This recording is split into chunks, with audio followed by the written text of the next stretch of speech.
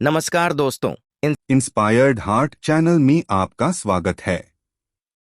प्रिय दर्शकों, आज फिर एक नई कहानी, एक नया वीडियो लेकर के हम हाजिर हुए हैं।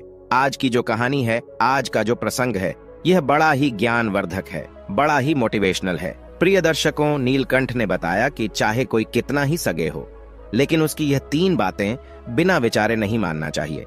प्रिय दर्शकों, कहानी शुरू करने से पहले अगर आप हमारे चैनल पर पहली बार आए हैं तो चैनल को सब्सक्राइब करें, बेल आइकॉन ऑन करें, अच्छे अच्छे कमेंट किया करें ताकि हर आने वाले वीडियो का नोटिफिकेशन सबसे पहले आपको मिले और प्रिय दर्शकों, आप उसका फायदा उठा सके। तो शुरू करते हैं। प्रिय दर्शकों, आज की यह प्यारी सी कहानी, यह प्यारा सा वीडियो। प्रिय दर्शकों, प्राचीन समय की बात है। किसी जंगल में एक वृक्ष पर नीलकंठ और नीलकंठ की पत्नी का जोड़ा रहा करता था। नीलकंठ और नीलकंठ की पत्नी एक दूसरे से बड़ा प्रेम करते थे। दोनों आंख मूंदकर एक दूसरे पर भरोसा करते थे। दोनों के जीवन में किसी प्रकार का कोई दुख नहीं था। प्रिय दर्शकों, धीरे धीरे समय गुजरता है और नीलकंठ की पत्नी गर्भ धारण करती है। अब तो संतान आने की खुशी में नीलकंठ और नीलकंठ की पत्नी बड़े प्रसन्न थे और अपनी आने वाली संतान के सपने देख रहे थे। प्रिय दर्शकों, परंतु नीलकंठ की पत्नी की खुशी को देख करके उनका मित्र कौवा बहुत जलता था। वह नीलकंठ और उनकी पत्नी को दुखी देखना चाहता था। वह नहीं चाहता था कि नीलकंठ और नीलकंठ की पत्नी संतान का सुख भोगे।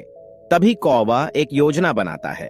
वह अगले दिन नीलकंठ की पत्नी के घोंसले में जाता है और नीलकंठ की पत्नी से कहता है कि बहन, मैंने अपनी दिव्य दृष्टि से देखा है कि ये जो तुम्हारी आने वाली संतान है, यह तुम्हें बहुत कष्ट देगी और इस संतान के कारण तुम्हारे पति नीलकंठ की मृत्यु भी हो सकती है। अब कौवा की ऐसी बात सुनकर नीलकंठ की पत्नी कुछ घबरा जाती है। नीलकंठ की पत्नी कहती है कि यह कौवा भाई, अपने पति को बचाने के लिए मुझे क्या करना चाहिए? प्रिय दर्शकों, कौवा कहता है कि बहन, अगर तुम तुम्हारी और तुम्हारे पति नीलकंठ की जान बचाना चाहती हो तो तुम्हें इस संतान के जन्म लेने से पहले अपने अंडे को नष्ट करना होगा। तुम अपने अंडे को ले जाकर किसी नदी या नाले में गिरा देना, तभी तुम और तुम्हारे पति नीलकंठ सुरक्षित रहोगे। प्रिय दर्शकों, अब नीलकंठ की पत्नी गहरी सोच में डूब जाती है, बड़ी चिंतित हो जाती है। नीलकंठ की पत्नी सोचती है कि मेरी खुशी पल भर में दुख में बदल गई।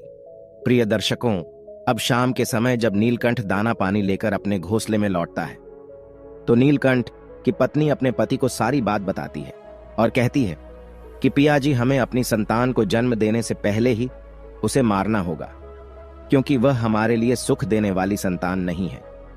अब नीलकंठ कहता है कि प्रिय, ऐसी क्या बात हो गई जो तुम ऐसा कह रही हो? तब नीलकंठ की पत्नी बताती है कि पिया जी, आज हमारा मित्र कौवा आया था और उसने हमें बताया है कि हमारी संतान हमें दुख देगी और उसके कारण हमारी मृत्यु भी हो सकती है। प्रिय दर्शकों, अब नीलकंठ समझाता है कि हे प्रिय, ऐसा नहीं हो सकता। तुम्हें किसी की भी बातों में इस प्रकार नहीं आना चाहिए। मैं तुम्हें एक कहानी सुनाता हूं और इसके माध्यम से तुम्हें समझ में आएगा कि चाहे कितना भी सगा हो, लेकिन मनुष्य को किसी की इन 3 बातों पर कभी बिना सोचे समझे विश्वास नहीं करना चाहिए। प्रिय दर्शकों, नीलकंठ अपनी कहानी प्रारंभ करता है। नीलकंठ कहता है कि प्रिय, कुछ समय पहले की बात है। गंगापुरी में राजा तेज प्रताप राज करता था। राजा तेज प्रताप की 3 सुंदर रानियां थीं। राजा की जो सबसे बड़ी रानी थी, उसका नाम था राजलक्ष्मी। राजलक्ष्मी बड़े ही अच्छे स्वभाव की महिला थीं। पूजा पाठ, धर्म कर्म में और पति की सेवा में ही उसका पूरा समय निकल जाता था। राजा की जो 2 छोटी रानियों थी, उनमें एक का नाम था रूपवती और जो सबसे छोटी थी उसका नाम था चंद्रप्रभा। वह दोनों अभी जवान और बहुत सुंदर थी। बड़ी रानी से जब राजा को कोई संतान नहीं हुई, तब राजा ने रूपवती से विवाह किया और रूपवती से भी जब कोई संतान नहीं हुई तो राजा तेज प्रताप ने चंद्रप्रभा से विवाह किया। प्रिय दर्शकों, 3 विवाह करने के बाद भी संतान उत्पन्न नहीं हुई। यह बात राजा को बहुत दुख पहुंचाती थी कि पुत्र की कामना से 3 विवाह भी कर लिए, पूजा पाठ, हवन, यज्ञ सब करके देख लिए, परंतु अभी भी संतान सुख प्राप्त नहीं हुआ। प्रिय दर्शकों, नीलकंठ आगे कहता है कि हे प्रिय, इस संसार का एक नियम है, यहां आकर दुखों से कोई वंचित नहीं रहा है। चाहे उसके जीवन में किसी बात का दुख हो, जीवन में कोई ना कोई दुख लगा ही रहता है। राजा हो या भिखारी, दुख रूपी सागर में सभी को गोता लगाना पड़ता है। संतान न होने के कारण सारे ऐशो आराम होते हुए भी राजा बहुत ज्यादा हताश निराश रहता था। उसके मन से यह चिंता निकाले नहीं निकलती थी कि हमारे बाद इस राज्य की देखभाल कौन करेगा, कौन इस विशाल राज्य को संभालेगा। प्रिय दर्शकों, राजा तेज प्रताप अपनी बड़ी रानी राजलक्ष्मी से बहुत ज्यादा प्रेम करते थे। रानी राजलक्ष्मी तीनों रानियों में बुद्धि और संस्कारों में श्रेष्ठ थी। उसके अच्छे स्वभाव के कारण ही राजा उसे बहुत चाहते थे। राजा साहब किसी भी कार्य को करने से पहले अपनी बड़ी रानी राजलक्ष्मी से सलाह जरूर लेते थे और बड़ी रानी भी अपने राजा को उसके हित की ही सलाह दिया करती थी। राजा जब गहरी चिंता में होते थे तो वह उन्हें साहस दिया करती थी, और यही सच्ची पतिव्रता स्त्री का धर्म है कि यदि पति किसी बात को लेकर गहरी चिंता में है तो उसे चिंता से मुक्त कर दे, उसे तनाव से बाहर निकाल ले आए, उसे हिम्मत और दिलासा दे। राजा साहब जब अपनी बड़ी रानी राजलक्ष्मी को उसके अच्छे गुणों के कारण उसे अधिक सम्मान देते थे तो यह देख देख कर उनकी दोनों छोटी रानियों की छाती जलती रहती थी, जबकि राजा तेज प्रताप उन्हें भी बराबर का सम्मान देते थे। जब राजा अपनी छोटी रानियों के पास होते थे तो बड़ी रानी को कोई आपत्ति नहीं होती थी, लेकिन जब राजा तेज प्रताप अपनी बड़ी रानी के पास चले जाते थे तो वह दोनों छोटी रानियां जल उठती थीं। वह मन ही मन बड़ी रानी को बहुत कोसती रहती थी और ऐसी उल्टी सीधी हरकत करती रहती थी जिससे राजा तेज प्रताप की नजरों में रानी सावित्री गिर जाए।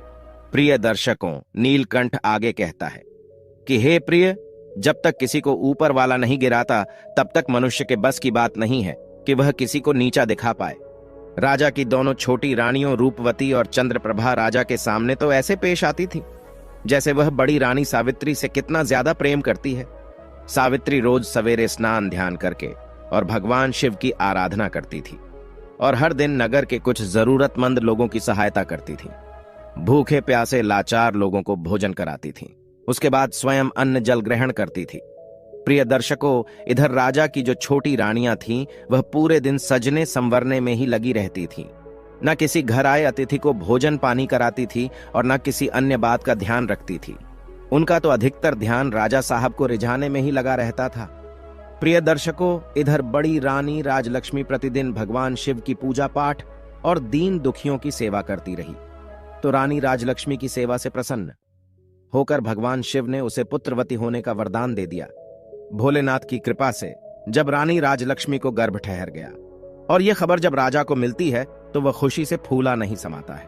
उसने पूरे नगर के दीनहीन लोगों को बुलाकर खूब दान धर्म किया। इधर जब छोटी रानियों ने सुना कि बड़ी रानी राजलक्ष्मी ने गर्भ धारण कर लिया है तो उनकी छाती पर सांप लौट गया। सोचने लगी, वैसे भी राजा साहब उससे ज्यादा प्रेम करते हैं, यदि उसने किसी पुत्र को जन्म दे दिया तो फिर उनका प्रेम बड़ी रानी की ओर बढ़ जाएगा, फिर तो हम दोनों उनकी नजरों में सिर्फ एक दासी बनकर रह जाए, फिर हमारी इस राजमहल में कोई इज्जत नहीं करेगा। प्रिय दर्शकों, वह दोनों आपस में विचार करने लगी, कहने लगी, बहन अनर्थ हो गया, हमारी किस्मत तो फूटी निकली। बड़ी रानी राजलक्ष्मी बाजी मार ले गई और हमें कंगाल कर गई। वह तो महारानी बनकर पूरे जीवन आनंद से रहे और हम दोनों दासी बनकर उसकी सेवा करेंगे, फिर तो हमारी हालत एक नौकरानी से भी बदतर हो जाएगी। यही सोच सोचकर वह दोनों छोटी रानियां मरी जा रही थीं। उन्हें कुछ समझ नहीं आ रहा था कि अब हम क्या करें जिससे बड़ी रानी राजा से दूर हो जाए और हमारी इज्जत बनी रहे। बहुत देर तक सोच विचार करने के बाद में छोटी रानी चंद्रप्रभा कहने लगी, बहन हमें कुछ ना कुछ तो करना ही चाहिए। अगर आज हम हाथ पर हाथ रखे बैठे रहे तो हमारा जीवन तो नर्क बनकर रह जाएगा। राजा साहब तो पहले से ही बड़ी रानी को बहुत चाहते हैं। राजलक्ष्मी की तो किस्मत चमक गई और हमारा भाग्य फूट गया। प्रिय दर्शकों, इस प्रकार वह दोनों रानी जलन के कारण मरी जा रही थी। चंद्रप्रभा बोली, बहन इससे पहले कि महाराज हमसे अपना मुंह भंग करे, हम अभी से अपने मायके चली जाती हूँ। यहाँ देख देख कर घुट घुट कर मैं नहीं जी पाऊंगी। तब रूपवती कहने लगी, बहन मायके जाना कोई समस्या का समाधान नहीं है, जरा विचार करो, तुम अपने मायके में कितने दिन रह पाओगी? आखिर एक ना एक दिन तो फिर से यही आना है, इसी राजमहल में। इसीलिए मेरी बात समझो, यहीं रहकर हमें कोई उपाय निकालना चाहिए जिससे राजा का प्रेम हमसे कम ना हो। तब चंद्रप्रभा बोली, बहन तू ही कोई तरकीब सोच। तब रूपवती कहती है, बहन ध्यान से सुनना, मेरे दिमाग में एक योजना आई है। अगर यह योजना काम कर गई तो हमारी समस्या का समाधान हमेशा हमेशा के लिए हो जाएगा और हम हमेशा महाराज की नजरों में उनकी प्रिय महारानी बनकर रहेंगे। तब चंद्रप्रभा पूछती है, बहन हमें भी बताओ, वह कौन सी योजना है? तब रूपवती समझाती है कि अगर हम दोनों मिलकर बड़ी रानी को राज्य से निकलवा दें तो महाराज पहले की तरह हमसे प्यार करने लगेंगे और हमारा खोया हुआ सम्मान फिर से लौट आएगा। प्रिय दर्शकों, इस प्रकार दोनों रानियों ने मिलकर बड़ी रानी राजलक्ष्मी को राज्य से निकालने की योजना बनाई और अपनी दासी से कहकर राज्य पंडित को अपने महलों में बुलवाया। राज्य पंडित जब उनके महलों में आए तो उन दोनों रानियों ने राज्य पंडित का बड़ा सम्मान किया। उनके भोजन के लिए तरह तरह के स्वादिष्ट व्यंजन बनाए। उन स्वादिष्ट व्यंजनों को देखकर राज्य पंडित एकदम प्रसन्न हो उठते हैं। पंडित जी बड़े प्रसन्न हुए पूछते हैं, हे रानियों, क्या यह सारा भोजन हमारे लिए बनवाया है? दोनों रानियों ने कहा, हाँ महाराज, यह भोजन आपके लिए ही बनवाया है, आप निश्चिंत होकर भोजन करिए। पंडित जी भोजन करने बैठ गए और दोनों रानियां पंखा लेकर उन पर हवा करने लगती हैं। पंडित जी सोचने लगे, इतनी सेवा खातिर करने का मतलब क्या है? कहीं आज मुझे बलि का बकरा तो नहीं बनाया जा रहा है, जैसे बकरे को पहले खिलाते पिलाते हैं और उसके बाद काट देते हैं। खैर जो भी होगा, पहले भोजन करते हैं।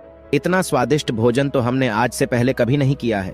पंडित जी पेट भर के भोजन करते हैं और उसके बाद पूछते हैं, हे रानियों, इतनी सेवा सत्कार करने का क्या? अब मैं कारण जान सकता हूं। प्रिय दर्शकों, राज्य पंडित के पूछने पर छोटी रानी चंद्रप्रभा उन्हें अपनी योजना के बारे में बताती है।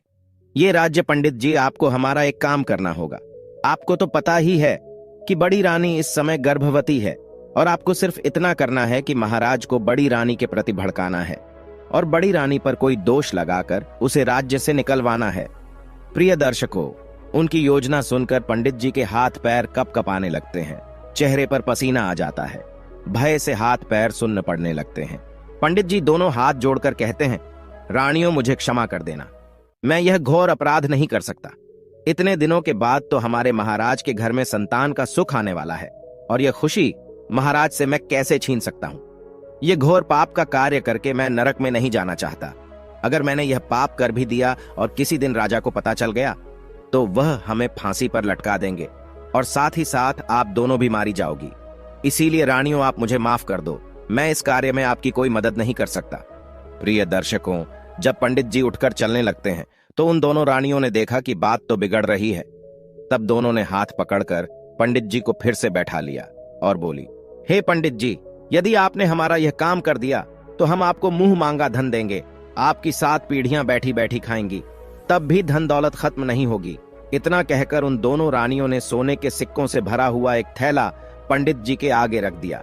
सोने के सिक्के से भरा हुआ थैला देखकर पंडित जी की आंखें फटी की फटी ही रह गईं। प्रिय दर्शकों, नीलकंठ आगे कहता है कि हे प्रिय, राज्य पंडित के मन में वह धन देखकर लोभ उत्पन्न हो गया। पंडित जी सोचने लगे कि इतना धन तो मैं पूरे जीवन में भी नहीं कमा पाऊंगा जितना धन मुझे आज एक झूठ बोलने के लिए मिल रहा है। रानियां कहने लगी, पंडित जी, आपको महाराज से भी डरने की कोई जरूरत नहीं है। आप यहाँ धन लेकर किसी दूसरे राज्य में जाकर अपना बाकी का जीवन गुजार सकते हो। इस प्रकार से पंडित जो था वह लालच में फंस गया और उन सोने के सिक्कों को लेकर झूठ बोलने के लिए तैयार हो गया। लोभ ने पंडित की बुद्धि हर ली थी। सारा धर्म ज्ञान धरा का धरा रह गया। धन लेकर पंडित अपने घर चला गया और अगले दिन राजा के पास पहुंचा। राज्य पंडित ने अपने चेहरे को उदास सा बना लिया और उदास सा चेहरा लेकर वह राजा के सामने पहुंचा तो राजा ने पंडित को अत्यंत चिंतित देखकर पंडित से पूछा कि आप किस बात के कारण उदास हो? तब पंडित जी मुंह बनाते हुए बड़े ही उदास स्वर में कहते हैं, हे महाराज, क्या बताऊं, चिंता की कुछ ऐसी बात है, भला होनी को कौन टाल सकता है। राजा पूछने लगे हैं, पंडित जी, आप तो बड़े ज्ञानी हो, फिर क्यों चिंता करते हो? कोई ना कोई तो उपाय आप निकाल ही लेंगे। पंडित जी कहने लगे, हे महाराज, अगर समस्या मुझ पर होती तो भी ठीक होता, लेकिन यह समस्या तो आपके ऊपर आने वाली है। इस समस्या को सोच सोचकर मुझे पूरी रात्रि भर नींद नहीं आई है। राजा ने जब सुना कि समस्या मेरी है तो राजा बड़ा हैरान हुआ और ऊंचे स्वर में एकदम राज्य पंडित से पूछने लगा, ऐसी क्या समस्या है जो आपको इतनी चिंतित कर रही है? कृपया मुझे जल्दी से जल्दी बताइए। तब पंडित जी कहने लगे, हे राजन, मैंने अपने ज्योतिष ज्ञान से पता लगाया है कि आने वाले समय में आपके ऊपर और आपके राज्य के ऊपर बहुत बड़ी विपत्ति आने वाली है। काल का समय आने वाला है। विपत्ति की बात सुनकर राजा ने पूछा, क्या कह रहे हो? क्या कोई हमारा शत्रु हमारे ऊपर आक्रमण करने की सोच रहा है? राज्य पंडित कहने लगा, नहीं महाराज, ऐसा नहीं है। राजा तेज प्रताप कहने लगा, अरे फिर कौन सी बात है? तब राज्य पंडित कहता है, हे महाराज, मैं आपकी होने वाली संतान को लेकर बड़ा चिंतित हूं। आपके ऊपर आने वाली विपत्ति आपके किसी शत्रु से नहीं, आपकी होने वाली संतान से प्राप्त होगी। हे महाराज, आपकी बड़ी रानी राजलक्ष्मी की कोख में जो पुत्र पल रहा है, वही पुत्र आपकी विपत्ति का कारण है। वह पुत्र आपको बहुत ही ज्यादा कष्ट देने वाला है। उस बच्चे के जन्म के बाद जैसे ही आप उसे देखोगे तो उसे देखते ही आप दोनों आंखों से अंधे हो जाओगे और आपका राज्य भयानक बीमारी की चपेट में आ जाएगा। राज्य के बहुत से लोग बीमारी के कारण मृत्यु को प्राप्त हो जाए। हे महाराज, यही मेरी चिंता का कारण है। प्रिय दर्शकों, नीलकंठ आगे कहता है कि हे प्रिय। राज्य पंडित की बात सुनकर राजा ने लंबी सांस ली और बोला, हे राज्य पंडित, मैं अंधा होकर जीना नहीं चाहता हूं। कृपया इस विपत्ति से बचने का कोई उपाय बताइए। और हम यह भी नहीं चाहते हैं कि हम संतान के सुख से वंचित रहें। क्या आपके पास कोई ऐसा उपाय है जो यह दोनों बातें हो सके? तब राज्य पंडित ने जवाब दिया, उपाय तो है महाराज, परंतु आप उस उपाय को कर नहीं पाएंगे क्योंकि वह उपाय बड़ा कठिन है। राजा ने कहा, राज्य पंडित जी, आप तो बस उपाय बताइए, करना और ना करना तो मेरे हाथ में है। तब राज्य पंडित रानी राजलक्ष्मी को राज्य से बाहर निकालने के लिए झूठा उपाय बताता है कि महाराज, यदि आप भलाई चाहते हैं तो अपनी बड़ी रानी राजलक्ष्मी का इसी अवस्था में त्याग कर दीजिए। यदि आप अपनी बड़ी रानी को त्याग देते हैं तभी आप इस संकट से खुद को और अपने राज्य को बचा सकते हैं। इसलिए रानी को इसी समय राज्य से निकाल दीजिए। इससे आपके ऊपर आने वाली विपत्ति भी टल जाएगी और रानी जहां भी रहेंगी वह सकुशल बच्चे को जन्म भी दे देगी। प्रिय दर्शकों, राजा जो था वह अपने राज्य पंडित के ऊपर बहुत विश्वास करता था। उसने सोचा, पंडित जी जो कह रहा है वही ठीक है। उसने एक बार भी राज्य पंडित पर संदेह नहीं किया कि पंडित जी जो कह रहा है वह उसकी दुष्ट रानियों की चाल है।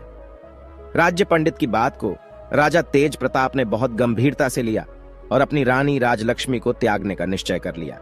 एक दिन राजा तेज प्रताप ने अपनी रानी राजलक्ष्मी से कहा, हे प्रिय, कहते हैं जब बच्चा मां के पेट में हो तो मां को अधिक से अधिक तीर्थों के दर्शन करने चाहिए, अधिक से अधिक भगवान का ध्यान भजन करें। राजा और कहता है कि चलिए हम कुछ दिनों के लिए तीर्थ स्थलों पर घूम कर आते हैं। प्रिय दर्शकों, वह भोली भाली रानी राजा की चाल को नहीं समझ पाई कि वह तीर्थों की कहकर उसे राज्य से बाहर छोड़ने जा रहा है। एक बार तो रानी ने राजा से कहा, महाराज, इस समय मेरा 8वां महीना चल रहा है, इस हालत में आप मुझे कहां ले जाओगे? मैं महल में ही ठीक हूं। लेकिन राजा नहीं माना। वह तो राज्य पंडित की बातों से पूरी तरह अंधा हो गया था। रानी ने कहा, चलो, जब मेरे पतिदेव मेरे साथ है तो मुझे किस बात की चिंता है। इस तरह रानी राजलक्ष्मी राजा के साथ जाने लगी। अब अगले दिन राजा और रानी अपने रथ में बैठकर महल से निकलते हैं और कई राज्यों तक तो राजा रानी को रथ में बैठाकर ले गया और जब घना जंगल आया तो राजा रानी को पैदल पैदल ले जाने लगा। प्रिय दर्शकों, उस घने जंगल में राजा राजलक्ष्मी जब पहुंची तो चलते चलते रानी ने राजा से कहा, हे महाराज, इतनी देर से चलते चलते मैं थक चुकी हूं।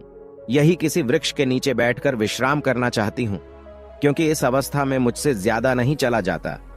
राजा ने कहा, प्रिय, ठीक है, तुम आराम करो, हम तुम्हारे पास में ही बैठ जाते हैं।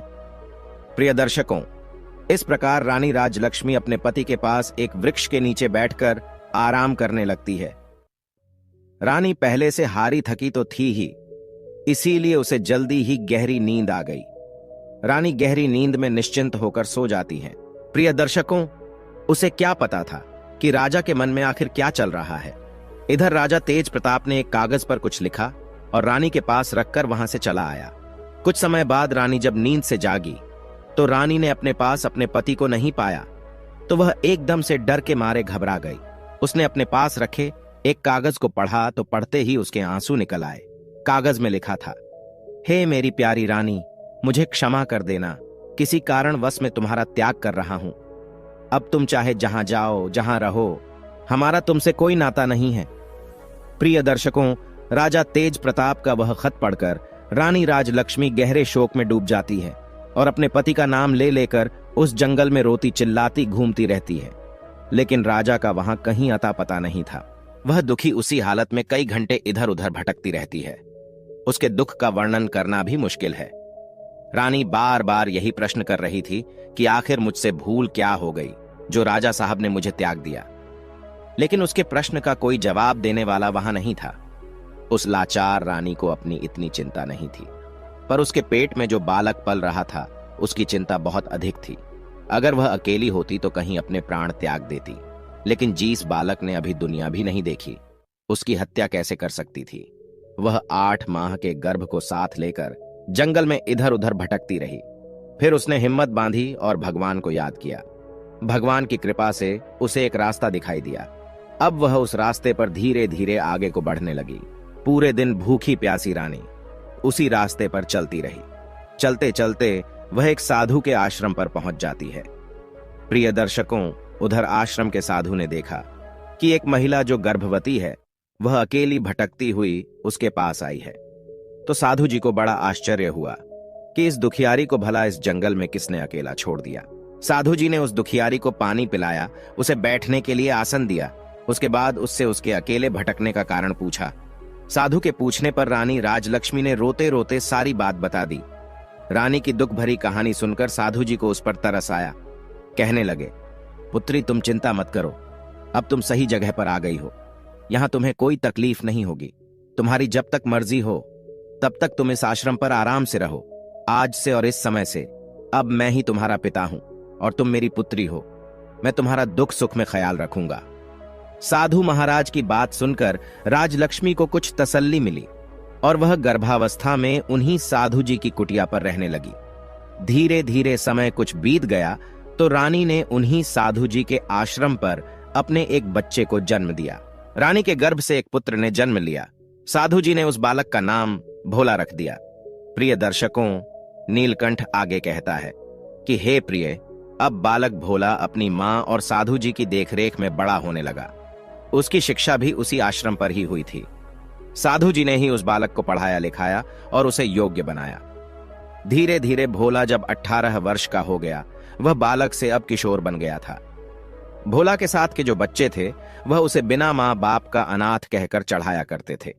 बालक भोला अपना पिता उन्हीं साधु जी को मानता था, क्योंकि बचपन से लेकर अब तक उन्हें साधु जी ने उसका पालन पोषण किया था। लेकिन जब वह समझदार हुआ तो उसे पता चला कि साधु जी तो उसकी मां को बेटी कहकर बुलाते हैं। तो उसने सोचा कि महात्मा जी तो मेरी मां के पिता है, तो मेरा पिता कौन है? यही सवाल उसने अपनी मां से आकर किया कि हे मां, आखिर मेरा वास्तविक पिता कौन है? मुझे सच सच बताओ ताकि मैं अपने मित्रों को जवाब दे सकूं। प्रिय दर्शकों, जब भी पुत्र भोला अपनी मां से अपने पिता के बारे में पूछता था तो वह बात को टाल दिया करती थी और उन्हीं साधु जी को ही उसका पिता बता देती थी। वह बेटा कभी इस बात को जान नहीं पाया कि आखिर उसका पिता कौन है, वह कहां रहता है और क्या करता है, उसकी मां उसके पिता से दूर क्यों रहती है। ये सारे प्रश्न अभी तक उसके लिए अनसुलझे थे। समय का पहिया चलता गया। वह दोनों जने महात्मा जी के आश्रम पर रहते थे। एक दिन उन साधु जी का अंतिम समय निकट आ गया। तब साधु जी ने राजलक्ष्मी और उसके पुत्र भोला को अपने पास बुलाया और कहा, पुत्री, अब मेरा समय आ गया है। जाने से पहले मैं तुम्हें 2 चीज देना चाहता हूं। वह दोनों चीजें तुम्हारे जीवन में बहुत काम आएंगी। इतना कहकर साधु जी ने अपनी चारपाई के नीचे से 2 चीजें निकाली। उनमें से एक तो चमत्कारी तीर था और दूसरी एक चमत्कारी झोली थी। वह दोनों चीजें रानी राजलक्ष्मी को सौंप दिया और कहा, इसमें रखा हुआ धन कभी समाप्त नहीं होता है। एक बार में इससे जितना धन मांगोगे, यह झोली उतना ही धन आपको दे देगी। और इस तीर की विशेषता यह है कि यह तीर जिसके ऊपर छोड़ दिया जाएगा, यह अपने लक्ष्य को भेद कर ही वापस लौटेगा, चाहे इसके सामने कितना भी शक्तिशाली शत्रु क्यों ना हो। प्रिय दर्शकों, इतना कहकर साधु जी ने अपना शरीर छोड़ दिया। साधु जी के जाने के बाद वह दोनों मां बेटे आश्रम पर अकेले रह गए। उन्होंने महात्मा जी का अंतिम संस्कार किया और कुछ दिन तक आश्रम पर रहे। वहां उन्हें बिल्कुल अकेला अकेला सा लगता था। कुछ दिनों बाद उन दोनों मां बेटे ने उस आश्रम को छोड़ दिया। अब उनके पास में साधु जी के द्वारा दी गई वही झोली और वह तीर था। वह उस झोली से जितना धन चाहते थे उतना धन मांग लेते थे। एक दिन रानी राजलक्ष्मी अपने पुत्र को लेकर अपने नगर को लौट आई, जहां उसके पति का राज्य था। उसने नगर में ही एक छोटा सा घर बनाया और बेटे के साथ वहां चुपचाप रहने लगी। अपने ही नगर में बेटे के साथ रहते हुए उसे 5 वर्ष बीत गए। रानी ने कभी अपने राजमहल में जाने का प्रयास नहीं किया और ना ही अपने बेटे को बताया कि यहाँ के जो राजा है वह आपके पिता है। प्रिय दर्शकों, उधर महल में राजा की जो दूसरी रानी थी रूपवती, उसने महाराज तेज प्रताप को अपने प्रेम जाल में ऐसा फंसाया कि अपने काबू में ही कर लिया। अब तो राजा सिर्फ उसी रानी का होकर रह गया। उसकी जो छोटी रानी थी चंद्रप्रभा, वह अपने महाराज से मिलने के लिए तरसती रहती थी। रूपवती राजा को कभी मौका ही नहीं दिया करती कि वह अपनी छोटी रानी के पास जा सके। राजा भी उसके प्रेम के वशीभूत होकर वह जैसा कहती थी वैसा ही करता था। वह एक प्रकार से रूपवती का गुलाम बन गया था। वह अपने दरबार में भी बहुत कम जाता था। उसका राजकाज उसके मंत्री ही संभलते थे। वह पूरे दिन रूपवती के कक्ष में पड़ा रहता था। राजा का यह बदला बदला व्यवहार देखकर छोटी रानी चंद्रप्रभा मन ही मन जलती रहती थी। एक प्रकार से राजा ने उसे बिल्कुल भुला दिया था। राजा द्वारा अनदेखी करने पर छोटी रानी चंद्रप्रभा बहुत ही दुखी हो गई। वह समझ गई थी कि राजा साहब जानबूझकर उससे दूर हो रहे हैं। धीरे धीरे समय गुजरता गया। मालिनी ने भी अब राजा की परवाह करना छोड़ दिया। उसने अपने ही मंत्री से प्रेम संबंध बना लिया। चोरी चुपके वह मंत्री से मिलती रहती थी और उसके प्रेम में पड़कर राजमहल की और राजा की गुप्त बातें उसे बताती रहती थी। मंत्री बड़ा ही धूर्त और दुष्ट किस्म का व्यक्ति था। ऊपर से रानी भी उसका पूरा सहयोग कर रही थी, तो मंत्री ने उस राज्य को ही छीनने का निश्चय कर लिया। उसने पड़ोसी देश के राजा से बातचीत करके अपने ही राज पर हमला करवाने की योजना बनाई। उसने पड़ोसी देश के राजा को समझाया कि आप अपनी पूरी सेना लेकर हमारे राज्य पर हमला कर देना और समय आने पर मैं अपनी सेना से आपकी सेना के सामने हथियार डलवा दूंगा। जब राजा पूरी तरह से हमारे कब्जे में हो जाएगा तो हम उसका आधा आधा राज्य बांट लेंगे। पड़ोसी देश का राजा भी मंत्री की इस बात के लिए राजी हो गया। एक दिन मौका पाकर पड़ोसी देश के राजा ने अपनी सेना ले जाकर राजा तेज प्रताप के राज्य पर आक्रमण कर दिया। राजा तेज प्रताप उस समय अपनी रानी रूपवती के कक्ष में था। वह उस समय वासना में फंसा हुआ था। राजा के अंगरक्षक ने राजा तेज प्रताप को यह खबर दी कि महाराज, पड़ोसी देश ने हम पर हमला कर दिया है। उन्होंने चारों ओर से हमारे राज्य को घेर लिया है। हमारे राज्य के नगरवासी डर के मारे अपनी जान बचाकर भाग रहे हैं। प्रिय दर्शकों, यह खबर सुनकर राजा तेज प्रताप तुरंत युद्ध की तैयारी करने लगे और सेना को लेकर शत्रु सेना से जाकर युद्ध करने लगता है। कुछ देर तक तो युद्ध चलता रहा, लेकिन उसे कहां मालूम था कि यह युद्ध उसके मंत्री की वजह से हो रहा है। सेना तो सब मंत्री के आदेश पर ही चल रही थी। उसने देखा कि हमारी सेना व्यर्थ में मारी जा रही है, तो उसने शत्रु सेना के सामने अपनी सेना को हथियार डालने को कह दिया। अब पूरी सेना ने मंत्री के कहने पर अपने हथियार छोड़ दिए। इधर राजा तेज प्रताप अकेला पड़ गया। एक अकेला कब तक पूरी सेना से लड़ता। राजा ने अपनी सेना को जब शस्त्र डालते हुए देखा तो उसकी हिम्मत और भी ज्यादा टूट गई। इधर शत्रु सेना ने आकर राजा तेज प्रताप को चारों तरफ से घेर लिया और उसे बंधी बनाने का प्रयास करने लगे। ठीक उसी समय पर जब शत्रु तेज प्रताप को बंधी बनाने वाले थे, उसी समय पर एक जवान योद्धा तेजस्वी सूर्य की किरणों के भांति शत्रु सैनिकों को चीरता हुआ, काटता मारता हुआ राजा के पास जा पहुंचा। उसने राजा को हिम्मत दी कि महाराज, आप घबराइए नहीं और अपने हथियार उठाइए। इतनी जल्दी हम हार नहीं मान सकते। उस जवान योद्धा को देखकर, उसकी वीरता को देखकर राजा तेज प्रताप आश्चर्यचकित था। उसे समझ नहीं आ रहा था कि यह जवान योद्धा कौन है जो ऐसे समय में मेरी सहायता करने आया है। प्रिय दर्शकों, वह जवान योद्धा कोई और नहीं बल्कि उसी राजा का पुत्र भोला था। इस बात का ज्ञान ना तो राजा को था, ना वह पुत्र को। उस जवान योद्धा ने कहा, महाराज, शत्रु आपके नजदीक आ रहे हैं। कृपया अपना धनुष बाण उठाइए और उन पर हमला कीजिए, बाकी मैं संभाल लूंगा। प्रिय दर्शकों, उस जवान योद्धा की बात सुनकर राजा तेज प्रताप ने अपना धनुष नहीं चलाया, तो उस जवान योद्धा ने आगे बढ़कर के राजा के हाथों से धनुष छीन लिया। उसके बाद में उस जवान योद्धा ने अपने पीठ पर लटके हुए उसी थैले से वही तीर निकाला जो साधु जी ने उसे दिया था।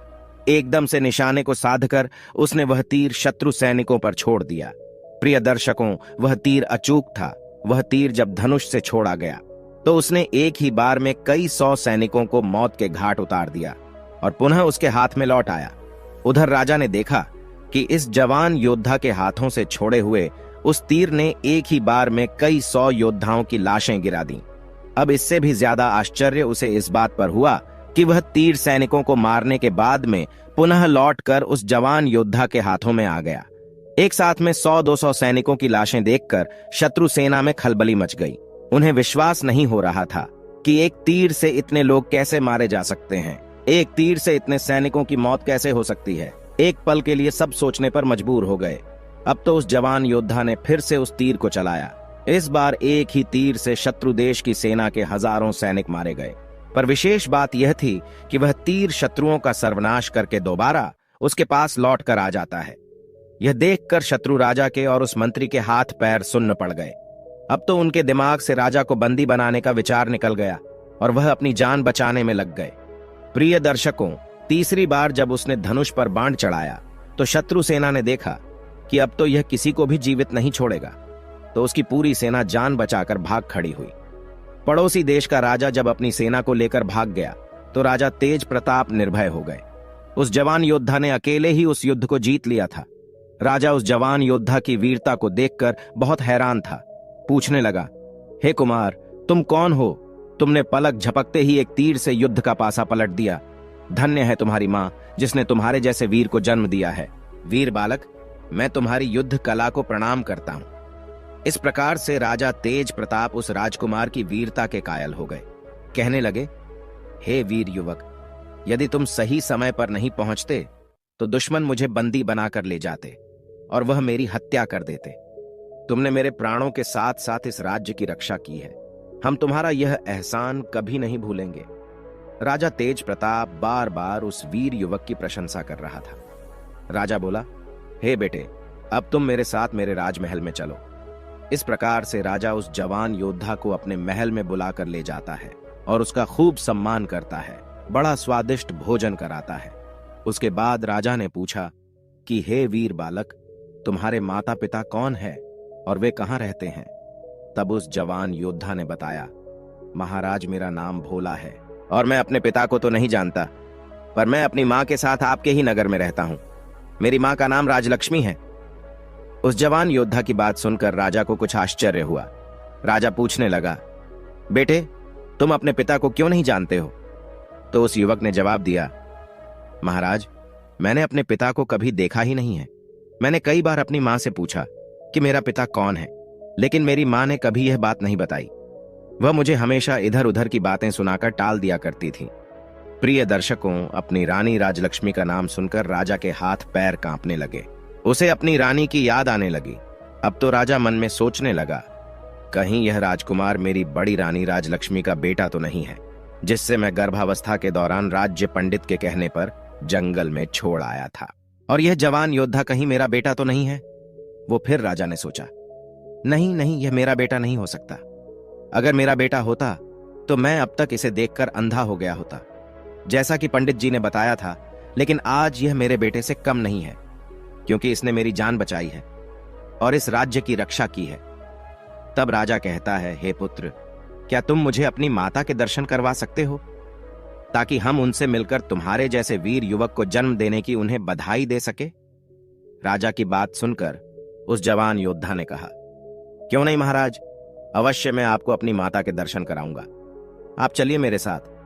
प्रिय दर्शकों, इस प्रकार राजा तेज प्रताप एक साधारण नागरिक की तरह भोला की मां राजलक्ष्मी से मिलने जाता है।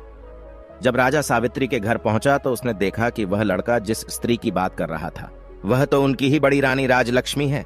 राजलक्ष्मी को देखकर राजा के मुंह से निकल पड़ा, अरे राजलक्ष्मी, तुम इस जवान योद्धा की मां हो। प्रिय दर्शकों, इधर राजलक्ष्मी जब अपने राजा को देखती है तो उसकी आंखों से आंसू की धारा बहने लगती है। राजलक्ष्मी ने आगे बढ़कर के अपने पति के पैर छुए और बोली, महाराज, आपने ठीक पहचाना, मैं ही आपकी रानी राजलक्ष्मी हूं, जिसे आप मरने के लिए एक जंगल में छोड़ आए थे। मैं वही आपके चरणों की दासी हूं। राजा ने पूछा, हे रानी, ये जवान योद्धा कौन है? तो रानी ने बताया, महाराज, ये अभागा आपका पुत्र है, जिसे आज तक यही नहीं पता है कि उसका पिता कौन है। प्रिय दर्शकों, जब भोला ने अपने माता पिता की बातों को सुना तो फिर उसे समझते देर नहीं लगी कि यही राजा साहब मेरे पिता है। आगे बढ़कर के उसने भी अपने पिता का आशीर्वाद लिया। राजा ने उसे अपने सीने से लगा लिया और बार बार अपनी रानी और पुत्र से क्षमा मांगने लगा। राजा ने निवेदन किया कि प्रिय, अब तुम मेरे साथ राजमहल में चलो। वही आपका घर है। रानी ने कहा, महाराज, मैं आपके साथ तभी चलूंगी जब आप मुझे यह बता दोगे कि मुझे आपने उस घने जंगल में क्यों छोड़ दिया था और किसके कहने पर आपने मेरा त्याग किया था। तब राजा ने अपनी रानी राजलक्ष्मी को सारी कहानी कह सुनाई कि हे रानी, मुझसे राज्य पंडित ने यह कहा था कि आपके पुत्र का जन्म होने पर उसे देखते ही मैं अंधा हो जाऊंगा और राज्य पर भयंकर विपत्ति आन पड़ेगी। इसी डर से मैंने तुम्हारा त्याग कर दिया था। तब रानी बोली, महाराज, अगर राज्य पंडित की बात सत्य होती तो आपने युद्ध क्षेत्र में ही मेरे पुत्र को देख लिया है। यदि आप अंधे होते तो अब तक हो जाते। मुझे लगता है कि राज्य पंडित ने आपको धोखा दिया था। तब राजा ने राज्य पंडित को अपने पास बुलाया। जब उससे पूछा तो पहले तो वह इधर उधर की बातें करने लगा। जब राजा ने धमकी देते हुए पूछा तो उस पंडित जी ने सारी कहानी सच सच बता दी कि हे महाराज, आपकी दोनों रानियों ने मुझे लालच देकर मुझसे यह पाप करवाया था। मुझे आप क्षमा कर दीजिए। तब राजा ने तुरंत ही दोनों रानियों को और उस पंडित जी को जेल में डलवा दिया। जब सारी सच्चाई रानी राजलक्ष्मी के सामने आई तो रानी कहने लगी, हे महाराज, चाहे कोई कितना ही सगा संबंधी हो, उसकी यह 3 बातें बिना सोचे समझे सही नहीं मानना चाहिए। पहली, जब कोई आपको भड़काकर किसी की हत्या करवाना चाहता हो तो उस समय बिना सोचे समझे उसकी बात सच नहीं मानना चाहिए। दूसरा, जब कोई आपके परिवार में फूट डालना चाहता हो, आपस में लड़वाना चाहता हो, रिश्ते खराब करवाना चाहता हो, तो उस समय उनकी बातें बिना जांचे सही नहीं मानना चाहिए। तीसरा, जब कोई आपकी पत्नी, बहन, भाई, माँ बाप इन पर लांछन लगाता हो, तब भी बिना सोचे समझे निर्णय नहीं लेना चाहिए, क्योंकि कभी कभी मनुष्य सुनी सुनाई बातों पर जल्दबाजी में, क्रोध के आवेश में फैसला ले लेता है तो बाद में उसे पछताना पड़ता है, जब उसे पता चलता है कि सच्चाई तो इसके बिल्कुल विपरीत थी। प्रिय दर्शकों, इतनी कहानी नीलकंठ अपनी पत्नी को सुनाता है और नीलकंठ की पत्नी को भी नीलकंठ की बातें समझ में आ जाती हैं और नीलकंठ की पत्नी अपनी संतान को मारने का ख्याल छोड़ देती है। तो प्रिय दर्शकों, हमारी आज की यह कहानी यहां समाप्त होती है। हम उम्मीद करते हैं कि आपको हमारी आज की यह कहानी, आज का यह वीडियो पसंद आया होगा और आप इससे ढेर सारी प्रेरणा लेंगे। मिलते हैं अगली ज्ञान चर्चा के साथ अगले वीडियो में। तब तक के लिए नमस्कार, धन्यवाद।